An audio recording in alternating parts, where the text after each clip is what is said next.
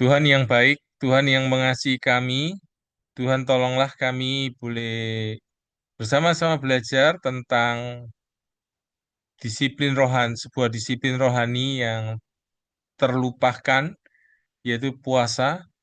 Mampukan kami memahami dan mampu melakukan apa yang Tuhan mau dalam kehidupan kami. Berkatilah setiap Bapak Ibu Saudara yang bersama kami, yang melihat materi ini. Tuhan berkati perekonomian kami, kerohanian kami, kesehatan kami, ekonomi kami, dan semua aspek kehidupan kami, relasi-relasi kami, sehingga boleh mendatangkan kemuliaan buat Allah Tritunggal. Kemon Roh Kudus memakai penginjil Maria dalam segala keterbatasan dan kekurangan, Tuhan memampukan. Berkati semua interaksi kami, biarlah segalanya dapat mendatangkan kemuliaan buat Tuhan. Demi Yesus kami sudah berdoa. Amin. Ya, ini di tempat kami angin keras ya, jadi berharap tidak lampu mati begitu ya. Jadi sehingga internet boleh terus berjalan. Angin cukup besar sekali di Malang ya, di Jawa Timur. Oke, saya akan berikan waktu kepada penginjil Maria. Sebelumnya saya akan jadi sekarang kita akan bersama-sama belajar tentang materi ini.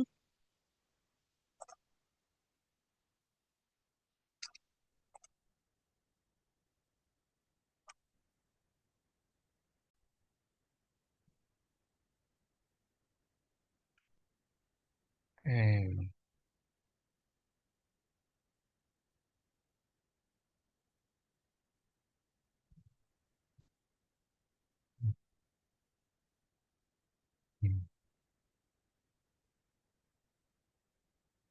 Ya, Tuhan memberkati kita.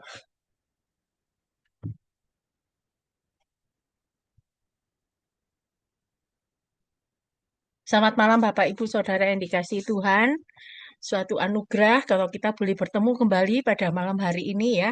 Kita akan membahas secara khusus yaitu kuasa puasa, disiplin yang terabaikan. Nah, Bapak Ibu Saudara yang dikasihi, puasa ini sekarang mungkin lagi dilakukan oleh beberapa gereja ya. Karena mendekati Paskah gitu. Karena kita nih sekarang Prapaskah. Kemudian saya tertarik karena buku ini sebenarnya sudah pernah saya baca, namun setelah saya baca ulang ternyata saya punya kerinduan untuk membagikannya buat setiap kita. Mari kita akan mulai ya. Ini adalah penulisnya yaitu Bapak David Rushworth Smith. Dia adalah seorang pendeta dan penulis buku yang berasal dari Inggris ya. Dikenal karena karyanya dalam bidang teologi dan spiritualitas serta sebagai editor beberapa buku Kristen. Beliau juga terlibat dalam pelayanan Kristen termasuk sebagai pastor, pendeta di beberapa gereja di Inggris. Beliau sudah meninggal pada tahun 2012 pada usia 84 tahun. Oke, selanjutnya, maaf. Ya,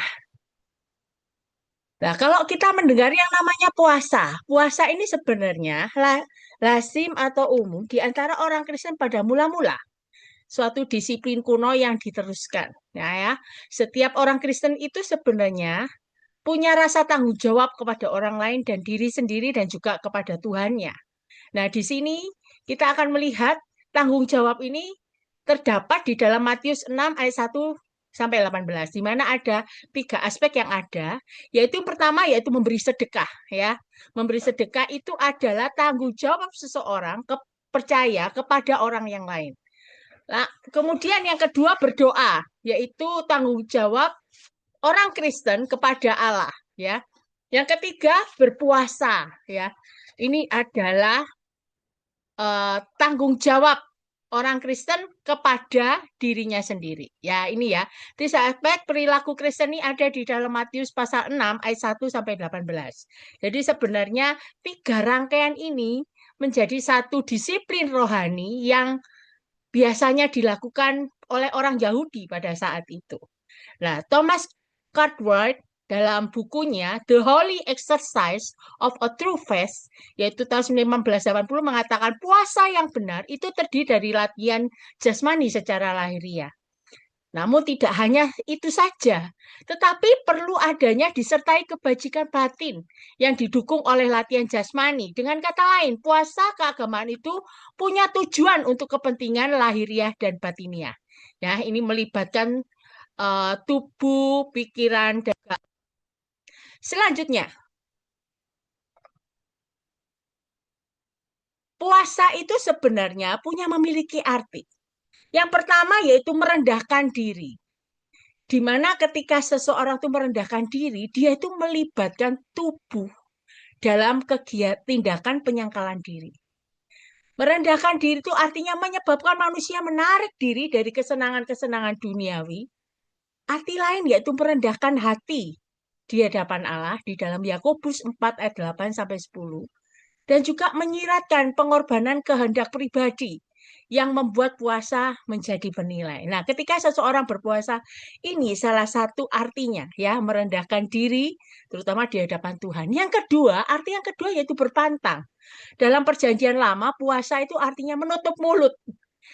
Kalau di dalam perjanjian baru itu lebih sifatnya artinya tidak makan. Ya. Nah, kata yang digunakan untuk hal berpantang total atau sebagian makanan untuk tujuan keagamaan. Jadi bisa juga arti puasa itu juga itu, pantang total atau sebagian. Jadi ada makanan yang dimakan, ada yang tidak, ya. Kemudian orang Kristen itu ketika berpuasa itu sebenarnya tidak hanya asal makanan, tetapi berpantang dalam segala hal.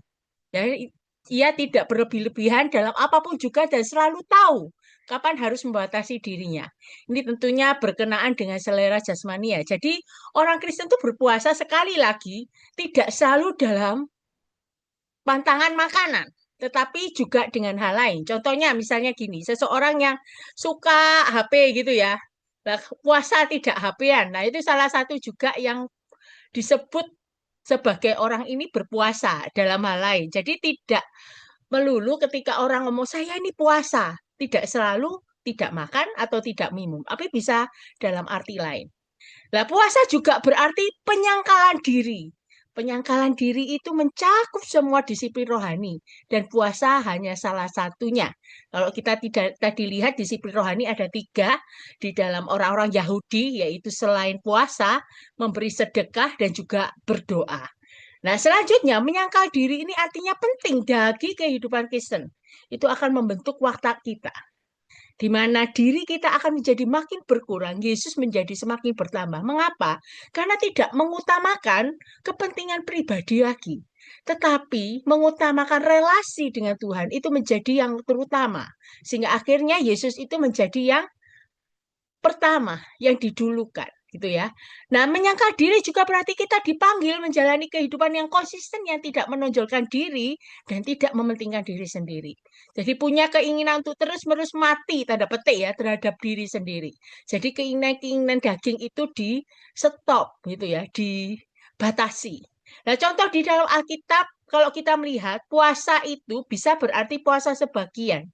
Tidak makan, hanya minum air. Itu di dalam Daniel pasal 1 ayat 8 ayat 20. Ini ketika Daniel baru pertama kali datang gitu ya ke Babel gitu ya, dia diambil gitu ya dari negaranya, kemudian di situ bersama dengan rekan-rekannya dia berpantang makanan yang sudah dipersembahkan gitu kepada berhala dan kemudian dia kayak seperti memberikan semacam kuis gitu ya, bukan kuis ya, isinya kayak tantangan gitu loh. Saya ini enggak makan, nanti diuji itu sama berapa hari, apakah saya yang enggak makan ini makin lebih sehat atau enggak dengan yang orang yang makan gitu ya. Nah, ini puasa sebagian. Selanjutnya contoh Alkitab yaitu puasa penuh. Nah, kalau penuh itu tanpa makan dan minum. Nah, ini memang satu apa ya? Boleh dikatakan ini enggak mudah. Kenapa? Karena benar-benar harus benar-benar enggak makan apapun, enggak minum apapun ya. Ini satu apa ya? Istilahnya karunia khusus gitu. Seperti Musa. Keluaran 34 ayat 28. Ketika dia ada di Gunung Sinai, kemudian berpuasa dan sebagainya. Esra 10 ayat 6. Esther 4 ayat 16. Ketika dia meminta pamannya Mordekai untuk berpuasa buat dirinya. Kalau ini 3 hari, ya, 3 hari 3 malam, untuk supaya Esther ini bisa datang kepada Raja Ahasiweros supaya dia tidak kena hukuman mati, gitu ya. Paulus kisah 9 ayat 9. Nah, tentunya butuh pertolongan Tuhan. Dan menariknya di sini Tuhan pun menopang mereka secara ajaib sehingga mereka bisa melalui proses puasa penuh ini dengan kekuatan daripada Tuhan.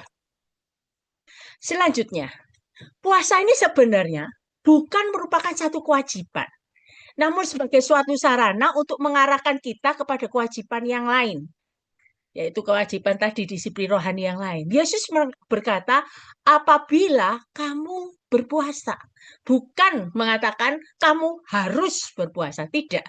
Berarti ketika dikatakan ada apabila, itu adalah suatu kata pilihan. Ya, pilihan hanya untuk murid yang menginginkan kehidupan yang lebih dekat dengan Tuhan. Sehingga boleh dikatakan ini bukan merupakan suatu kewajiban. Jadi puasa itu sebenarnya, sekali lagi, adalah kegiatan keagamaan di mana seseorang berpantang dari makanan untuk jangka waktu yang telah ditentukan sebelumnya, atau berpantang dari hal lain untuk jangka waktu yang telah ditentukan sebelumnya. Puasa karena adanya suatu kebutuhan yang bersifat pribadi dan tersembunyi. Sekali lagi, itu suatu pilihan. Nah, puasa ini adalah praktek yang dulunya diperintahkan Allah memang di dalam PL sebagai pengingat bahwa manusia itu berdosa. Jadi sebagai suatu kewajiban rohani pada saat itu. Namun sekarang hal ini berbeda, gitu ya. Jadi kita melihat hal ini mungkin mengalami satu perubahan yang berbeda. Nah, kita perlu menyadari bahwa hampir segala sesuatu yang kita lakukan itu merupakan reaksi tiba-tiba terhadap sesuatu yang telah terjadi pada kita. Atau kalau tidak, suatu tindakan yang dipertimbangkan sebelumnya yang telah kita pikirkan sebaiknya. Jadi apa yang kita lakukan saat ini itu sebenarnya reaksi dari apa yang telah kita pikirkan sebelumnya. Apa yang sudah terjadi sebelumnya. Termasuk juga saat kita berpuasa yang adalah suatu praktek yang akan menuntut pemikiran yang matang sebelumnya. Jadi ketika seseorang berpuasa bukan asal begini, ya sudah, saya puasa aja, gitu ya. Namun bukan begitu, harus dipikirkan. Saya ini cocok nggak ya puasa? Model puasa apa yang saya lakukan? Cara saya bagaimana? Waktunya bagaimana? Gitu ya. Nah, yang paling penting di antara sekitar itu bukan mengenai waktu berapa lama, namun yang paling penting kita harus mengetahui mengapa kita melakukannya. Apa motivasi ketika kita melakukan puasa itu yang penting, ya. Jadi, setelah kita tahu apa yang menjadi motivasi mengapa kita melakukannya, itu akhirnya lebih memudahkan kita ketika kita melakukan praktek puasa ini, disiplin rohani puasa ini. Mengapa? Karena begini, ya, jadi ketika kita tahu bahwa kita perlu matang dulu mikirkan mengapa kita lakukan, yang akhirnya kita mau memikirkan begini. Ada sesuatu, misalnya, saya tahu bahwa saya ini ingin punya kehidupan pribadi yang dekat dengan Tuhan. Maka dari itu saya puasa. Nah, ketika kita puasa, bisa jadi kita lemah. Kita tidak berdaya. Mungkin kita mengalami kondisi, waduh, sudah tidak kuat, sudah gini. Namun ketika kita tahu motivasi apa, tujuan apa saya melakukan puasa, itu menjadi satu, apa ya, istilahnya goal yang kita akan mau meraih ke sana. Sehingga terus dikembalikan ke situ, supaya, oh iya ya, saya pengen ini. Berarti supaya goal saya tercapai ya saya harus puasa. Saya harus kuat, harus motivasi lagi, begitu ya, untuk boleh berpuasa. Nah, sebenarnya ada sejumlah keberatan akan puasa. Apa katanya? Dikatakan ini sejumlah keberatan ini dari orang-orang yang umum terjadi, yaitu lebih penting puasa dari dosa daripada puasa dari makanan. Nah, ini memang betul. Namun begini, kita perlu melihat bahwa berpuasa memang tujuannya supaya kita berhenti dari dosa. Betul. Namun perlu diperhatikan, tidak hanya berhenti dari dosa, namun tidak hanya sampai di situ saja, namun ada kelanjutannya, perlu adanya disiplin hati dan pikiran, itu jauh lebih penting, yaitu rindu mengalami kekudusan batinnya. Jadi begini, Kita tahu bahwa kita perlu berhenti melakukan satu dosa yang kita gumulkan sekali, yang sering kita jatuh di dalamnya. Betul. Kalau kita tahu berpuasa, Tuhan, saya tahu saya lemah di dalam ini. Saya mau puasa supaya saya benar-benar berhenti dari dosa ini. Oke. Namun tidak hanya berhenti sampai di situ. Yang perlu kita lakukan selanjutnya tidak berhenti. Iya, saya berhenti dari dosa itu. Titik. Bukan gitu. Namun perlu ada disiplin hati, pikiran. Kadang kita bisa jatuh lagi kan. Nah, disitulah ketika kita, bukan berarti ketika kita puasa, wis kita pasti total. Enggak mungkin melakukan hal yang dosa. Tidak. Nah, tentu harus ada kelanjutannya.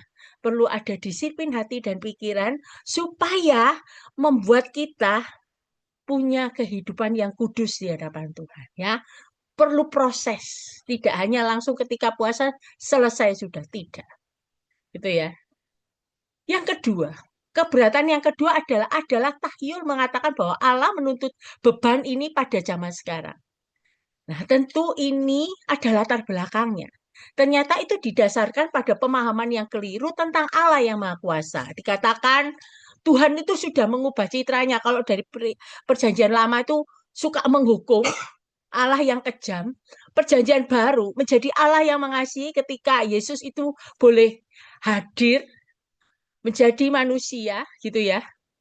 Nah, rasanya pada masa sekarang lebih tenggang rasa. Mengapa? Kalau dulu orang Israel melakukan dosa, perjanjian lama ya, bisa langsung dihukum mati saat itu juga, atau diberikan hukuman, mereka bisa dihukum, bahkan itu ya, nyawa juga hilang dan sebagainya. Namun sekarang kok sepertinya Allah itu tenggang rasa ya. Orang sehingga seenaknya melakukan dosa tanpa tidak tahu ini Tuhan ini kok apa hukumnya dan sebagainya itu. Nah, ini loh yang kadang itu pemahaman kiri tentang Allah ini. Dan juga ada penafsiran Injil dengan cara tertentu. Sehingga itu membuat akhirnya ini apa namanya, bahwa Allah menuntut beban ini pada zaman sekarang, tidak, gitu ya, tidak, karena memang sekali lagi Allah itu tetap sama dari dulu sampai sekarang sampai selama-lamanya, gitu ya. Jadi perlu diketahui bahwa ini bukan satu beban yang dituntut oleh Allah pada zaman sekarang. Yang ketiga, tidaklah wajar kalau kita tidak makan. Ini keberatan yang ketiga. Padahal di sisi lain kita tahu bahwa ada manfaat psikologis yang sudah terbukti ketika kita berpuasa. Nah, ini ngomong tidaklah wajar. Padahal sebenarnya nggak masalah kalau kita tidak makan untuk jangka waktu tertentu tentunya ya. Ini keberatan yang ketiga. Yang keempat, ini ajaran Katolik Roma katanya.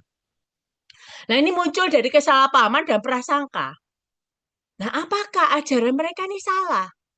Saya pikir faktanya sebenarnya pelaksanaan puasa yang benar itu mungkin bisa jadi bukan karena itu ya. Bukan berarti ketika kita melakukan puasa berarti kita berubah menjadi orang Katolik. Enggak. Saya melihat kalau kita melihat aja meskipun itu menjadi tradisi mungkin di dalam ajaran Katolik misalnya ya.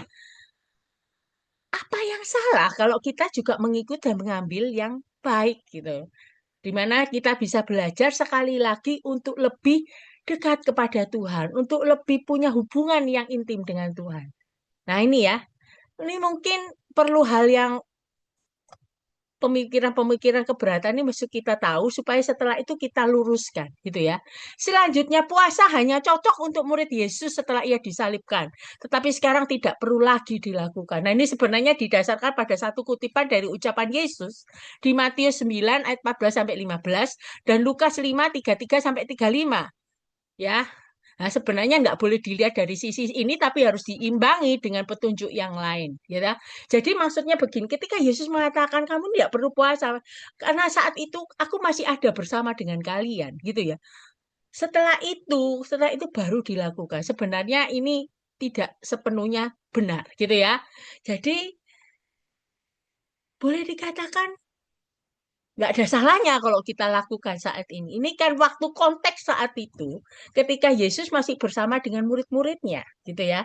Selanjutnya, lebih baik menjauhkan diri dari iri hati dan kesombongan daripada ketimbang dari makanan. Nah, ini kembali lagi ke seperti yang prinsip yang pertama tadi. Prinsipnya begini, semua dosa itu tidak benar, ya, termasuk iri hati, kesombongan itu. Tetapi melakukan kehendak Allah selalu benar. Jadi yang penting ketika kita, yaitu kita harus melihat frame bahwa puasa itu tidak hanya selalu dengan makanan, tetapi juga di dalam segala hal. Mungkin seseorang sudah berkali-kali jatuh di dalam dosa iri hati, kedengkian, misalnya ya, kesombongan. Nah, itu juga ketika kita tahu bahwa itu tidak benar, kita mencoba untuk berpuasa terhadap hal-hal ini. Dosa yang kadang mengganggu, yang membuat kita ketergantungan dan sebagainya. Kemudian bisa keberatannya selanjutnya, saya telah mencobanya, maksud mencoba berpuasa beberapa kali dan tidak melihat perbedaan dalam diri saya atau dalam kehidupan doa saya. Nah ini perlu ditanggapi dengan jujur. Mengapa kok saya ini tidak ada perbedaannya ya ketika saya melakukan puasa dan tidak? Yang diperlukan sekali lagi bukan berarti berhenti, namun harus bertekun dalam menerapkan disiplin ini sampai hal itu memiliki arti dan nilai. Jadi, ketika kita melakukannya, coba, kenapa ya kok tidak ada perbedaan dalam diri saya? Kehidupan doa saya memang ya. Nah, perlu direfleksi kembali, bukan berarti berhenti, namun terus bertekun, dilakukan rutin, terus terus menerus, sehingga akhirnya kita bisa mendapatkan arti atau nilai ketika kita berpuasa. Nah, sebenarnya kita perlu melihat alasan-alasan orang berpuasa. Yang pertama, menghindari murka Allah. Nah, tentunya kadang orang melakukan dosa, dia mengalami pertobatan, dia takut melakukan hal Tuhan murka sama dia, akhirnya dia berpuasa. Yang kedua, reaksi emosi. Kadang ada beberapa orang yang mengalami masalah psikologis tentang masalah emosi dan tidak memiliki nafsu makan sehingga dia berpuasa. Yang ketiga, tindakan berjaga-jaga ya, di mana kemenangan rohani nanti akan diraih. Jadi ada sesuatu yang diharapkan, yaitu ada satu kemenangan rohani setelah menyelesaikan pergumulan-pergumulan yang dihadapi. Yang keempat, memelihara tradisi. Pada masa perjanjian lama, kita tahu sama-sama ketika orang Israel pun baru mau keluar dari tanah Mesir, mereka diminta untuk berpuasa dan sebagainya. Selanjutnya, meminta pengampunan Allah setelah jatuh dalam dosa, di mana unsur pentingnya di sini ada penyesalan. Boleh dikatakan ini masuk di dalam yang pertama ya. Meminta pengampunan Allah, menghindari murka Allah dan sebagainya. Selanjutnya, alasan yang keenam, sarana untuk membantu mengendalikan nafsu. Nah, ini tentu nilai rohaninya sifatnya pribadi. Ketika seseorang mungkin sering apa ya, punya kelemahan di dalam dosa tertentu ya. Nah, kemudian perlu berpuasa supaya dia terkendali dan sebagainya ya. Alasan yang lain menjaga keseimbangan antara hal jasmani dan rohani. Selanjutnya, kerinduan untuk mendapatkan belas kasihan yang khusus, yaitu punya kebutuhan khusus untuk mencari Tuhan.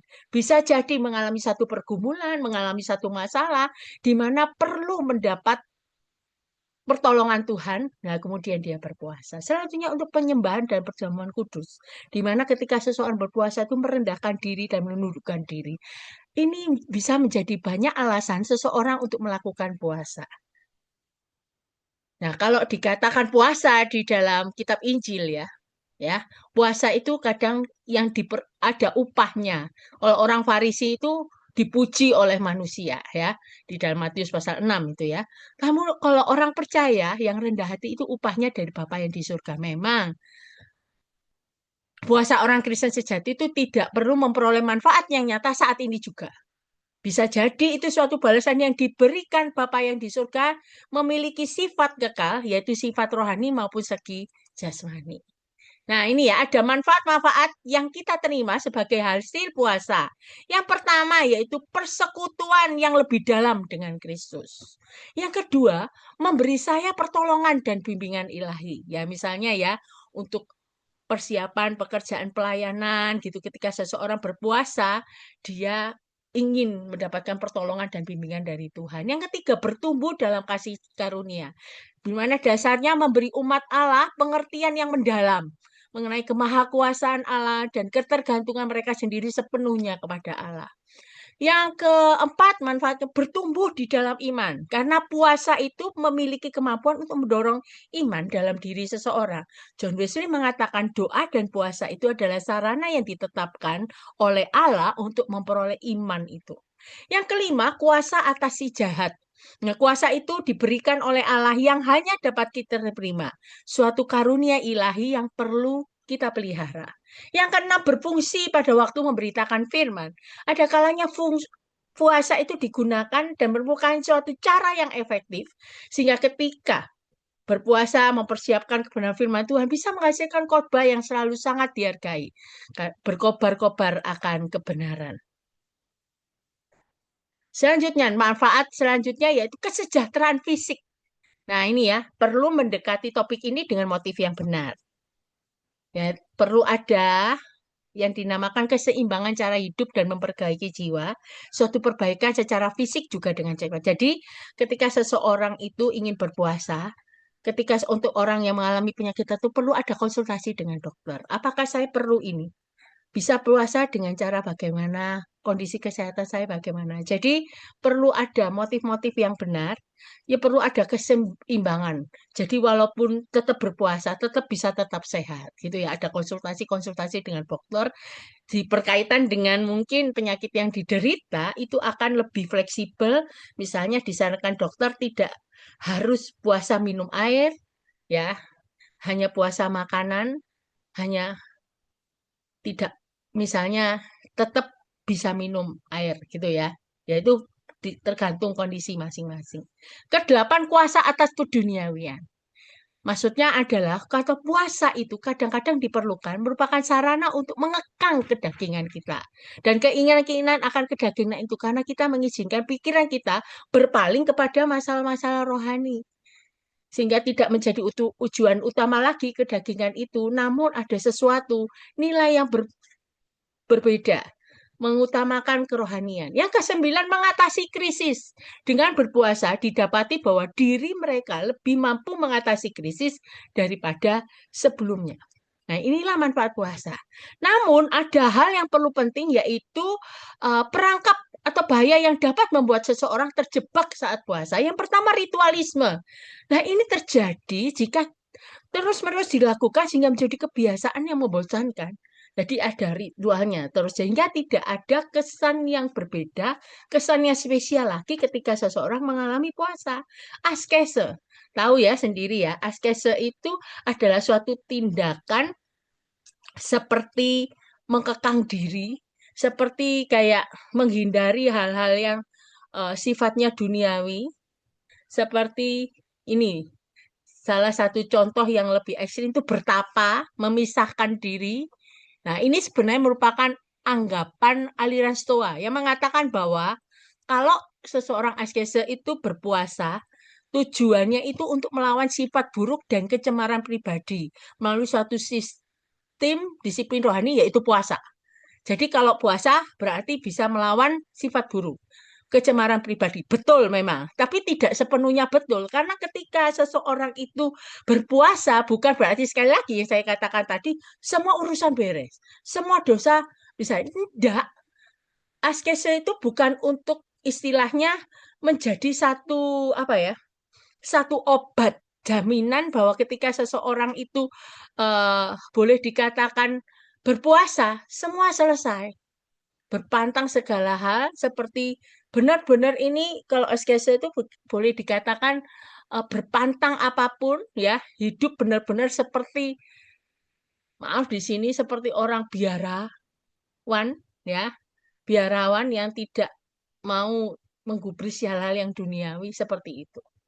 Nah, ada juga terjebak saat berpuasa itu puasa-puasa palsu.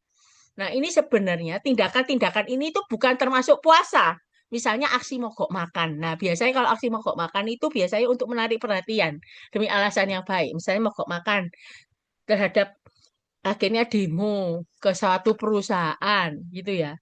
Supaya mendapatkan kenaikan gaji dan sebagainya. Akhirnya KPK itu pokok makan dan sebagainya itu hanya untuk menarik. Itu puasa palsu, bukan untuk yang kita bicarakan ini. Kemudian kelaparan atas kemauan sendiri. Nah, ini tidak dapat beri alasan secara logis. Apakah ini puasa ya? Gitu ya?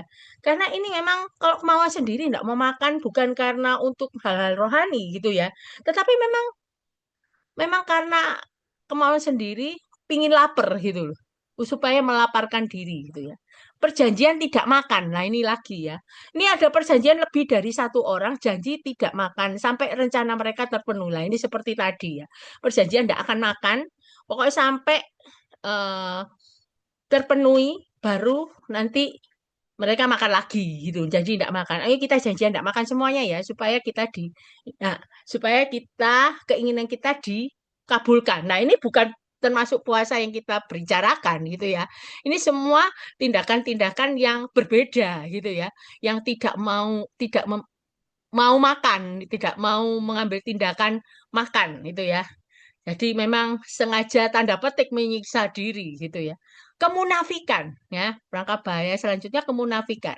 Kemunafikan itu berarti kepura-puraan. Nah, bahaya yang paling tak kentara yang akan dihadapi di dalam puasa. Matius 6 ayat 16 ya. Jadi kemunafikan supaya dilihat orang rohani gitu ya. Makanya dia puasa, dilihat orang wajahnya dibikin muram itu kan dikatakan Tuhan benar-benar Tuhan Yesus menegur orang Farisi wajahnya itu muram kalau kamu berpuasa janganlah mukamu muram seperti ditunjuk-tunjukin kayak orang lemes-lemes ngerti bahwa oh orang ini ternyata puasa ya wah luar biasa imannya rohaninya begitu ya bukan itu ya Mas. Perangkap bahaya lain dia mementingkan diri sendiri. Nah, ketika seorang berpuasa, perlu ada kesadaran akan kehendak Allah dan ingin kehendaknya itu dinyatakan kepada kita. Jika tidak, maka dapat menjadi suatu tindakan mementingkan diri sendiri. Nah, ketika kita berpuasa, sebenarnya kita itu sadar bahwa kehendaknya itu yang terutama yang harus terjadi dalam hidup kita. Kalau kita tidak sadar bahwa kehendak Allah yang itu yang harus terjadi dalam hidup kita, tentunya kita jadi suatu tindakan yang mementingkan diri kita sendiri. Seperti di dalam Sakaria 1:7, Matius 6:16 sampai 18 itu ya. Jadi beda, bergeser. Bukan kembali kepada Allah, kehendak Allah yang benar, yang dinyatakan, di mana kita menantinya. Namun ketika puasa itu dilakukan tanpa punya patokan ini, melenceng, mementingkan diri sendiri supaya ingin dipuji, dinilai rohani, luar biasa dan sebagainya. Lebih ke diri akhirnya. Bahaya perangkap selanjutnya yaitu sikap ekstrim. Adanya aturan yang kaku dalam berpuasa. Misalnya begini, adanya tekanan harus puasa. Kalau tidak puasa berarti kamu bukan orang Kristen. Bukan itu ya. Kadang ada seperti itu. Puasa dalam jangka waktu yang panjang. Harus berpuasa kalau panjang. Kalau tidak panjang, itu berarti kamu punya iman yang rendah dan sebagainya. Kemudian lagi ya, bahkan kalau kita lihat di dalam Yunus itu ekstrimnya sampai ternak pun diminta untuk berpuasa. Nah itu, ini rasanya tidak seharusnya begitu ya. Namun ini kan memang kondisi yang ada saat itu, memang tidak bisa dipersalahkan. Cuman ini yang perlu kita perhatikan bahwa jangan sampai kita terperangkap dalam bahaya ini. Harus puasa supaya dinilai punya iman yang kuat, harus puasa panjang waktunya, tidak boleh tidak, karena kamu nanti dianggap ini dan sebagainya. Nah, itu sikap ekstrim. Perlu dihindari. Kegembiraan batin ya. Seberapa orang lamanya berpuasa itu sebenarnya tidak menentukan kegembiraan secara batin. Kadang orang mengatakan, ya wis kamu kalau jangka waktunya lama seperti tadi, wah itu berarti kamu akan mengalami kegembiraan di dalam hatimu. Tidak. Namun yang lebih penting dari hal itu adalah pengalaman akan kejenian pikiran dan semangat yang baru. Itu yang lebih penting. Ketika itu menjadi pengalaman yang indah, antanya di dalam diri kita, kejenian pikiran mengutamakan kehendak Allah dan segalanya dalam hidup kita, itu membuat kita akhirnya mengalami kegembiraan yang secara batin itu. Menyalahkan orang lain. Nah, saat kita menjalani puasa, hendaklah kita merendahkan diri kita di hadapan Tuhan. Merendahkan diri, menundukkan diri di hadapan Tuhan. Bukannya menghina atau mencela orang yang tidak berpuasa. Bisa jadi orang yang tidak berpuasa itu karena memang dia tidak boleh puasa karena adanya alasan medis. Bahkan ada orang yang mengatakan kalau orang tidak puasa itu berarti dia tidak taat pada Allah. Nah, tindakan ini tidak dapat dibenarkan. Nah, ini ya jadi satu hal yang perlu kita waspadai yang kadang-kala terjadi di dalam kehidupan orang-orang Kristen sampai saat ini ya. Merasa diri ketika seseorang berpuasa itu lebih kerohaniannya daripada yang lain. Padahal itu juga tidak demikian. Karena yang pentingnya bukan pamernya, bukan mengutamakan dirinya, tapi ketika puasa itu dijalankan, itu ada satu apa ya, dorongan dalam hati, keinginan untuk mau dekat dengan Tuhan, mau intim dengan Tuhan. Banyak hal yang bisa dilakukan. Tadi kita sudah melihat alasan-alasan ketika kita berpuasa. Nah, ketika puasa yang dilakukan, disiplin puasa ini tidak merupakan satu perintah sekali lagi. Tidak ada kewajiban yang tercakup di dalamnya. Nah, tidak ada waktu yang jelas yang diberikan untuk melakukan disiplin ini. Fleksibel. Tidak ada ketentuan harus hari Senin, harus hari Rabu. Tidak. Fleksibel. Ya. Karena setiap orang percaya secara pribadi, orang percaya secara pribadi itu bertanggung jawab atas cara puasa yang dilakukannya. Suatu kebebasan. Jangan menjadi satu beban, gitu ya. Jangan sampai seperti nanti menjadi satu sifat yang ekstrim. Ya, harus berpuasa. Ya, boleh dikatakan setiap orang percaya itu secara bertanggung jawab. Mau cara apa yang dia lakukan? Misalnya, saya puasa jam 1 sampai dari pagi sampai jam 1 siang. Jam 1 siang saya makan. Mungkin sorenya lagi saya mau makan lagi. Itu terserah ya. Kebebasan, fleksibel. Mau waktunya kapan, caranya misalnya begini. Saya hanya puasa sebagian. Maksudnya tidak makan, tapi tetap minum air. Nah itu bisa dianjurkan seperti atau saya puasa penuh.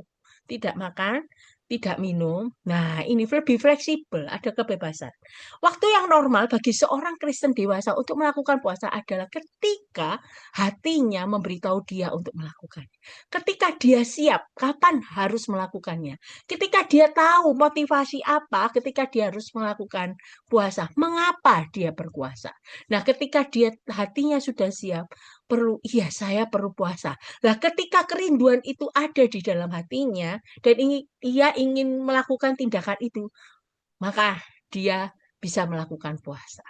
Kesimpulannya memang Tuhan lebih memperhatikan sikap yang digunakan orang Kristen berpuasa daripada waktu berpuasa itu sendiri. Anggapannya adalah motif-motif kita itu lebih penting daripada frekuensi atau durasi puasa kita. Jadi ketika kita berpuasa, hendaknya kita memiliki sikap sekali lagi merendahkan diri, menundukkan diri di hadapan Tuhan, minta kehendaknya yang terjadi. Nah, ketika kita melakukan hal itu proses penyangkalan diri kita, kita apa ya, mengesampingkan hal-hal yang mungkin bisa menjadi Allah berhala dalam hidup kita, untuk kemudian mempersilahkan Allah itu boleh berkuasa dalam hidup kita kembali, kehendaknya dinyatakan. Nah, ketika itu dilakukan, kita melakukan puasa, kita juga berdoa di hadapan Tuhan gitu ya. Jadi itu memang terkait satu dengan yang lain ya. Tidak dapat dipisahkan dari doa. Keduanya perlu berjalan bersama. Mengapa ketika puasa itu dilakukan ada satu kerinduan dalam hati untuk dekat sama Tuhan melalui doa ya. Komunikasi kepada Allah dengan doa ya. Berjalan bersama-sama supaya apa? Menjadi satu kekuatan yang indah, menjadi satu disiplin rohani yang indah.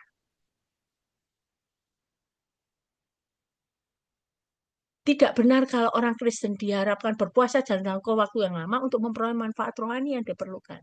Sekali lagi bukan durasinya, bukan waktunya, tetapi lebih kepada ketika boleh jangka waktunya singkat atau pendek, tapi ada satu manfaat rohani yang yang didapatkan ketika berpuasa itu lebih dari segalanya.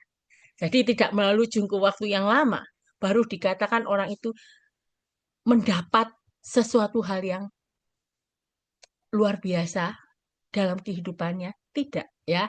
Tidak benar kalau untuk memat apa ya istilahnya mematikan pendapat bahwa selalu jangka waktu mati itu tidak benar.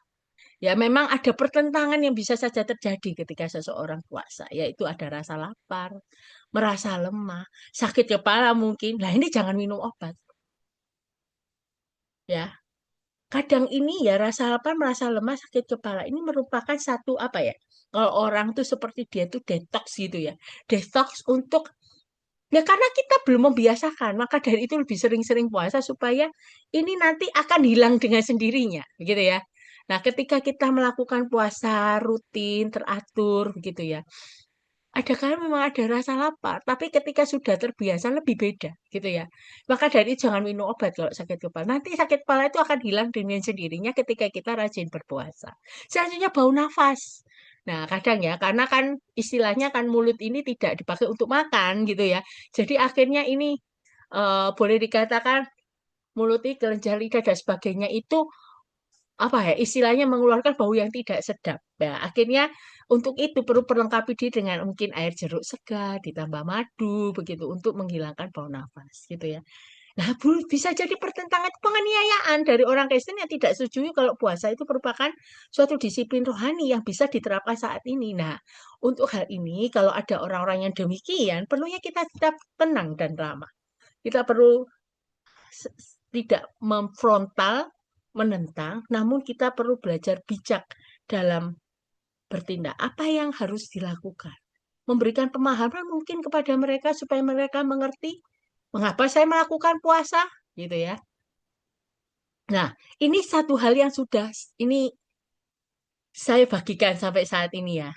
Nah, mungkin ini hanya berupa hal yang singkat, tapi merupakan ini satu hal yang menggugah, biarlah ini menggugah pemikiran kita. Sehingga ketika kita mungkin dari gereja, mungkin untuk Prapaskah ini kita mengambil waktu untuk berpuasa. Kita sudah tahu mengapa kita melakukan puasa. Ya, kita tahu untuk apa manfaatnya. Kadang hal bahaya yang bisa jadi pemikiran saat kita puasa. Nah, ini menjadi satu yang indah. Ketika saya kembali membaca buku ini, itu membuat saya kembali berpikir untuk, ya saya perlu melakukan puasa ini sebagai satu kerutinan. Nah, ini sekali lagi perlunya ada satu dorongan dalam diri kita untuk istilahnya untuk punya kerinduan untuk melakukannya. Nah, biarlah ini boleh jadi berkat buat setiap kita. Nah, saya persilakan mungkin ada Bapak Ibu yang mungkin ingin memberikan pertanyaan, saya persilahkan. Ini ada chat.